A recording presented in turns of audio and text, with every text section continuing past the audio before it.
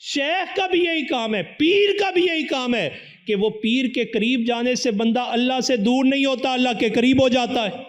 وہ رسول اللہ سے دور نہیں ہوتا بلکہ رسول اللہ کے قریب ہو جاتا ہے۔ ہماری بے اعتدالی کیا ہے؟ ایک بندہ اس نے سرے سے پیر کا انکار کر دیا، اور دوسرا ہے اس نے پیر کی جہالت کو بھی حق سمجھا، بلکہ نہیں، وہ شیخ ہو ہی نہیں سکتا جس کا قرب رسول اللہ کا قرب نہ دے سکے۔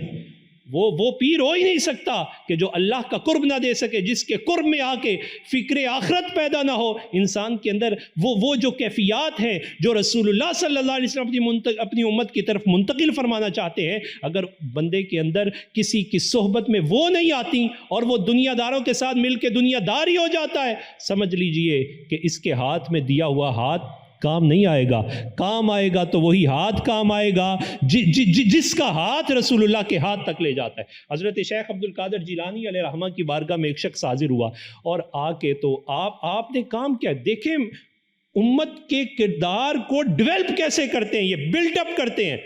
وہ دور یہ تھا جیسے آج کلاسیفیکیشن ہو چکی ہے، درجہ بندی ہے، امیرانیاں کلونیاں اور غریبانیاں کلونیاں، اور یہ فرقہ بندی ہے جو ویسٹ نے ہمارے اندر ڈالی۔ کیوں؟ اس وجہ سے کہ وہ جانتے ہیں یہ مسلمان تو جڑے ہوئے ہیں، ان کے سینے میں جب غریب کا درد رہے گا تو یہ معتدل رہیں گے، اگر غریب کا درد نہیں ہوگا تو یہ بے اعتدالی کی طرف چلے جائیں گے۔ انہیں معلوم ہی نہیں ہوگا غریب کا درد کیا ہے، یہ اپنی فضول خرچیوں پہ کروڑوں خرچ کر دیں گے، لیکن غریب کے درد کو محسوس کرنے سے بھی عاری ہو جائیں گے۔ یہ ویسٹ کی باقاعدہ پلاننگ ہوئی، اس کا ہم شکار ہو گئے۔ حضرت شیخ عبد القادر جیلانی کے دور میں بھی ایسا ہوا، امیر آدمی غریب سے ہاتھ ملانا گوارا نہیں کرتا تھا۔ یہی تو تقسیم حضور نے ختم کی کہ کسی اجمی کو کسی عربی پر کوئی فضیلت نہیں، کسی کالے کو کسی گورے پر کوئی فضیلت نہیں ہے۔ وہ جو گورے نیچے کھڑے ہوئے تھے انہوں نے کہا یہ کالا بلال اوپر چڑھ گیا، مصطفیٰ کریم علیہ السلام نے نفی فرمائی، کسی گورے کو کسی کالے پر کوئی فضیلت حاصل نہیں ہے۔ حضرت شیخ عبد القادر جیلانی کے دور میں بھی ایسا تھا، وہ باقاعدہ وہ اس صف میں بھی نہیں کھڑے ہوتے تھے۔ آج بھی المیہ میرے آپ کے معاشرے کا یہ بے اعتدالی اس حد تک ہے۔ قرآن کیوں نہیں پڑھتے؟ جو قرآن پڑھنا تو غریبوں کا کام ہے۔ جو بچہ کسی کام کا نام کہتے اسے قرآن پڑھا لو۔ اچھے دماغ آپ کدھر لے کے جانا چاہتے ہیں؟ کیا اچھے دماغ کو آپ صرف دنیا کے لیے استعمال کرنا چاہتے ہیں؟ مجھے آپ کو بڑا شکوہ ہے، دین نے کیا دیا، دیندار کیا کرتے ہیں؟ جناب چھوڑیے شکوہ، اپنا ایک بچہ دے کے تو دیکھیے۔ اگر آپ دین کی بہتری چاہتے ہیں تو آپ پیچھے کیوں ہیں؟ آگے بڑھیے، اپنا بہترین دماغ اسے دیجئے اور اللہ کی بارگاہ میں عرض کیجئے، یا اللہ دینا میرا کام تھا، اسے سنوارنا تیرا کام ہے۔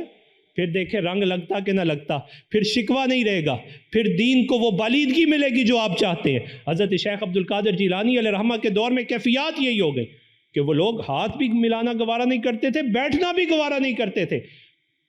آپ نے یہ معاملے ختم فرمائے، اور جب معاملے ختم فرمائے تو پھر کیفیات یہ تھی لوگ آپ کے پاس نذرانے لے کے آتے۔